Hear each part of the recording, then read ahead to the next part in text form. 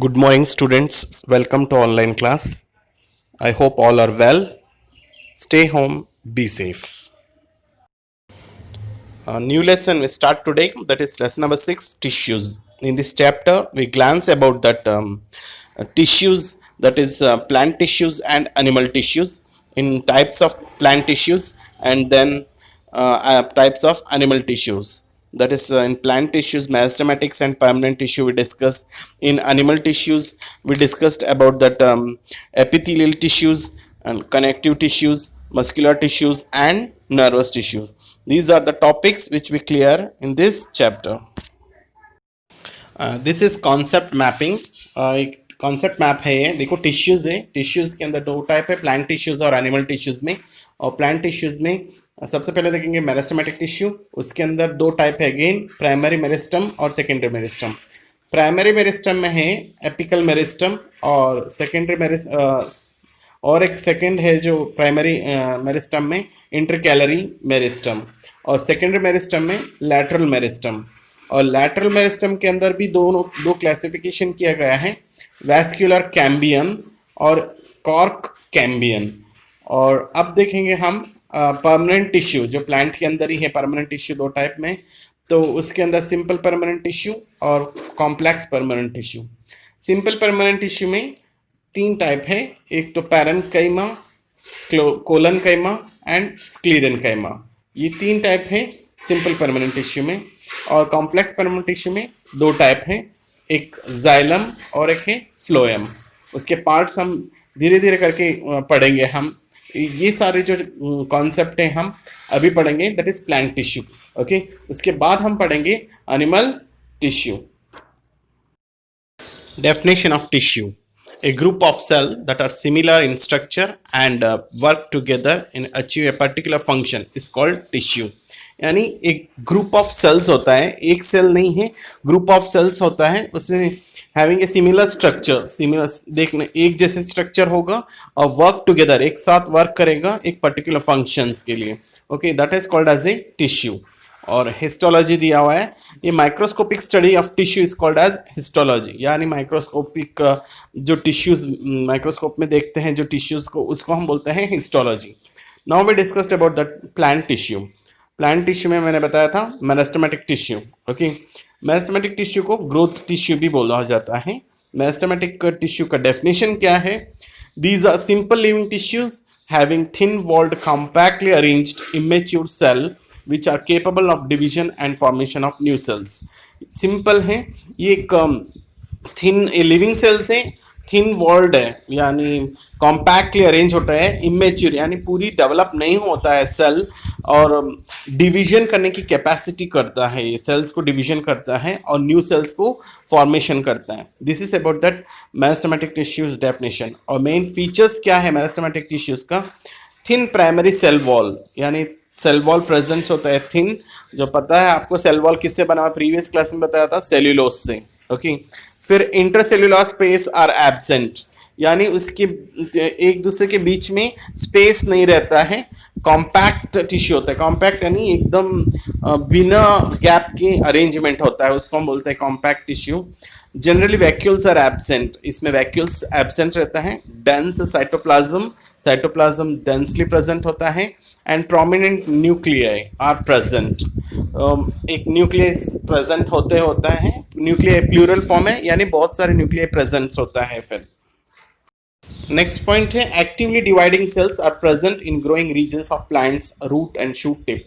यानी सेल्स को डिवाइड करते हुए एक रीजन्स पार्ट को ग्रो करता है, जैसे रूट है, शूट है, उनको ग्रोथ करने के लिए हेल्प करता है जो मेरिस्टेमेटिक टिश्यू, इसीलिए हम उसको ग्रोथ टिश्यू भी बोलते हैं. Classification on the basis of origin, किस बेसिस के ऊपर क्लासिफिकेशंस किया गया है? फर्स्ट वन प्राइमरी देखेंगे, derive directly from the meristems of embryo. Embryo से डिराइव्ड किया जो डायरेक्टली, उसके ऊपर classification. Second, they consist of cells derived from the primary meristem. कौन सा सेल्स है डिराइव हुआ है प्राइमरी मेरिस्टम से, उस बेसिस के ऊपर क्लासिफिकेशन किया है प्राइमरी का. और third point, they add a primary growth of plants, मतलब स्टार्टिंग में जो भी ग्रोथ होता है वो प्लांट्स को क्लासिफिकेशंस करने के लिए हुआ है जो ये है classification on the basis of origin. और सेकंड देखेंगे पॉइंट सेकेंडरी है, these are having cells derive from primary permanent tissue. ये कहाँ से सेल्स डिराइव हो रहा है, यानी फॉर्मेशन हो रहा है प्राइमरी परमानेंट टिश्यू से। और second point, they usually add to the diameter of plants. So diameter कैसे है, मतलब उसका गर्थनेस बोलते हैं, कितना मोटा है प्लांट्स, उसके बारे में देखा जाता है जो सेकेंडरी में। Okay, classification on the basis of locations. देखो क्लासिफिकेशन, लोकेशंस मीन्स कहाँ कहाँ पर ये जो मेरिस्टेमेटिक टिश्यू दिखाई देता है प्लांट्स के अंदर, उस बेसिस के ऊपर क्लासिफिकेशन किया गया है। सबसे पहले ए देखेंगे, एपिकल मेरिस्टम्स। देखो डायग्राम में एपिकल मेरिस्टम्स कहाँ टॉप में दिख रहा है, जो फिर फर्स्ट वाला उस कहाँ प्रेजेंट होता है। देखो इंपॉर्टेंट है ये सारे points. It is present at the growing tips of the stems and roots. देखो tip of the shoot and root, यानी जहां पे टिप पे एंड पॉइंट होता है वहां पे ग्रो होता है ये apical meristems. Okay, cell division in this tissues leads to the elongation of stem and root, thus it is involve in the primary growth of the plant. यानी इसका मतलब है ये सेल डिवीजन होता है ना, तभी तो ग्रोथ होता है। फिर मैंने पहले ही बताया था सेल डिवीजन होता है तभी ग्रोथ होता है।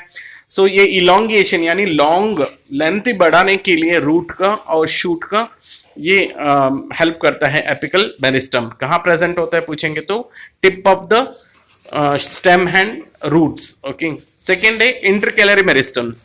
सो ये प्राइमरी मेरिस्टम्स है, ये सारे दोनों भी apical meristem and intercalary, starting में बता दिया था क्लासिफिकेशन में।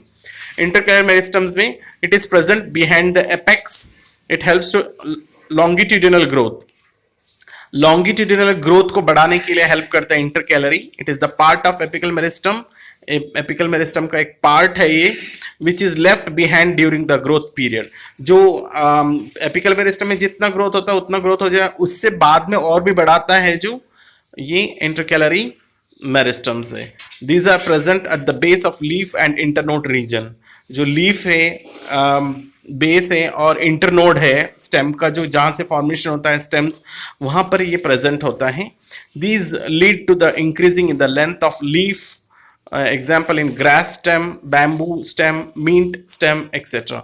यानी जो लीफी वाला जो प्लांट होता है, या बड़ा प्लांट में भी लीफ जहाँ से फॉर्मेशन होता है या स्टेम जहाँ से फॉर्मेशन होता है, वहाँ पे ये प्रेजेंट होता है, जो उसका इंक्रीज इसका लेंथ को इंक्रीज करने के लिए हेल्प करता है। ओके, ये जो पार्ट था एपिकल और इंटरकैलरी, ये प्राइमरी मेरिस्टम है। और सेकेंडरी मेरिस्टम है lateral meristem, it is also called as a secondary meristem.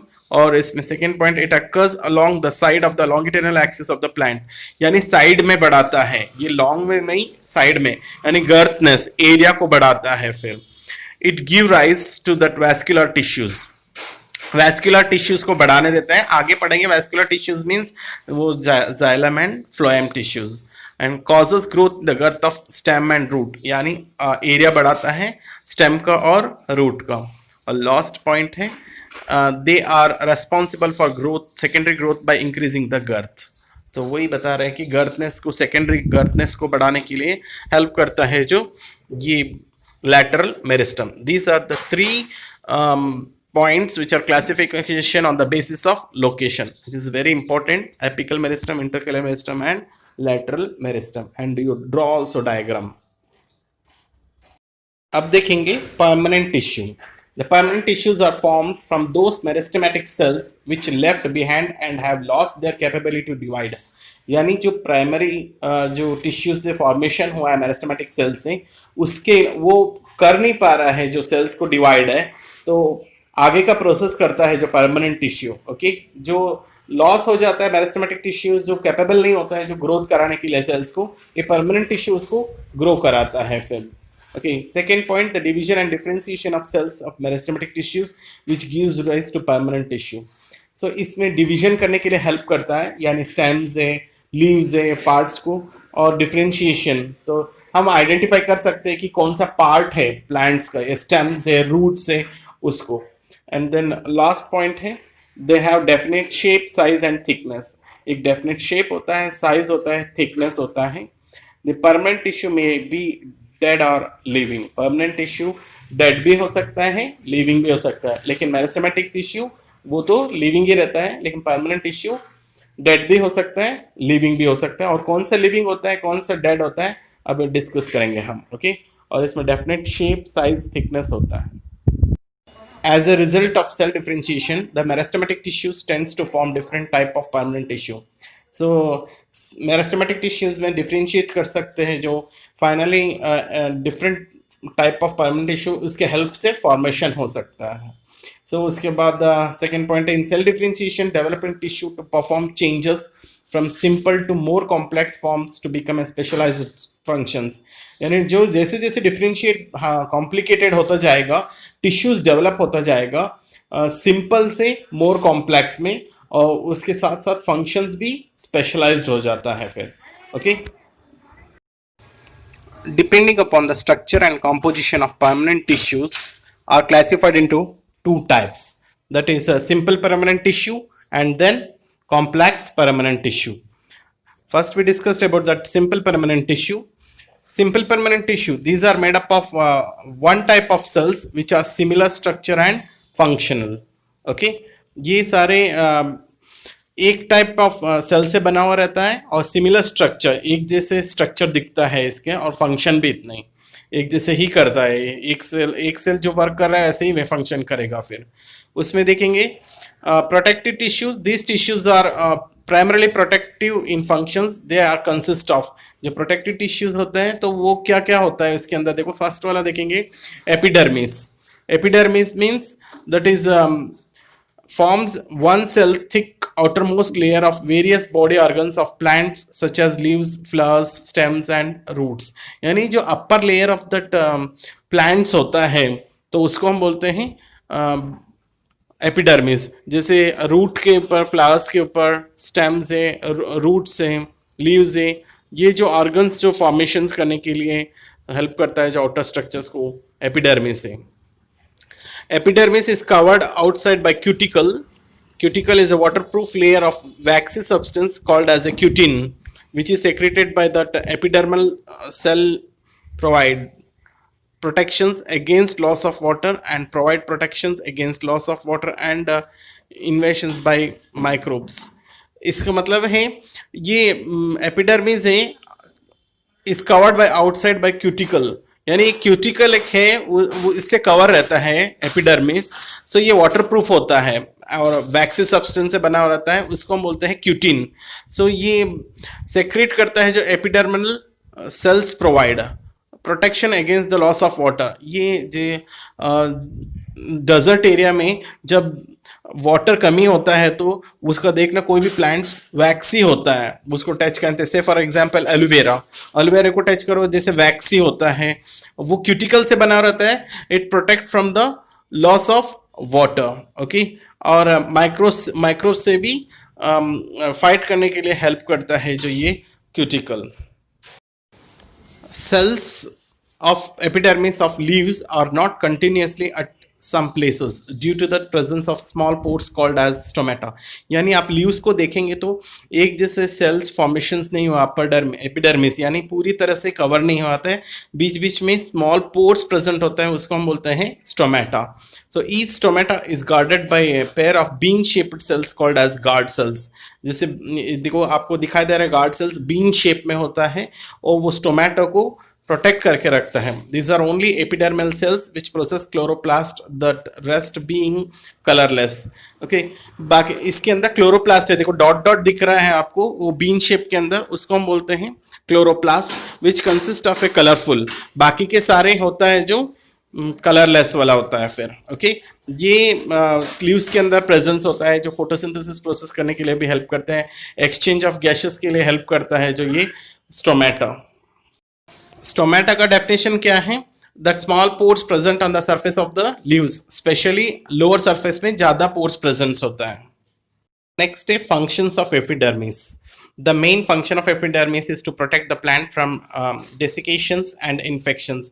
यानी इसमें टेम्परेचर्स ज़्यादा होता है तो प्रोटेक्शन करता है एपिडर्मिस, और रेन से, इंसेक्ट से बचाता है, फिर इन्फेक्शन से बचाता है, फंक्शन से एपिडर्मिस का। और cuticle of epidermis cuts the rate of transpiration and evaporation of water and prevents wilting. यानी क्यूटिकल ऑफ एपिडर्मिस ये क्या हेल्प करता है, ट्रांसपिरेशन को रोकता है, इवेपोरेशन को, वाटर का इवेपोरेशन होने के लिए रोकता है। और क्योंकि उसमें कमी होता है डेजर्ट एरिया में पानी, तो उसको रोक के रखता है पानी को वहीं के अंदर। और स्टोमेटा का फंक्शंस बताया था, it allow us exchange of gases during photosynthesis and respiration and also helps in transpiration. और रेस्पिरेशन करने के लिए हेल्प करता है स्टोमेटा, और फोटोसिंथेसिस प्रोसेस में गैसेस एक्सचेंज करने के लिए हेल्प करता है, और ट्रांसपिरेशन प्रोसेस के लिए हेल्प करता है। ट्रांसपिरेशन का मतलब है the loss of excess of water in the form of vapour, that is called as a transpiration. Next topic is cork or phellum. In older roots and stems, tissues at the periphery becomes cork or phellum cells. मतलब old stems होता है, roots होता है, उसके अंदर cork formation होता है, और ये टफ है और ये डेड होता है, थिकनेस होता है उसका ज़्यादा और डेड होता है, इंटरसेलुलर स्पेस नहीं होता है फिर। Okay, the cell wall is cork deposit waxy substance called as suberin.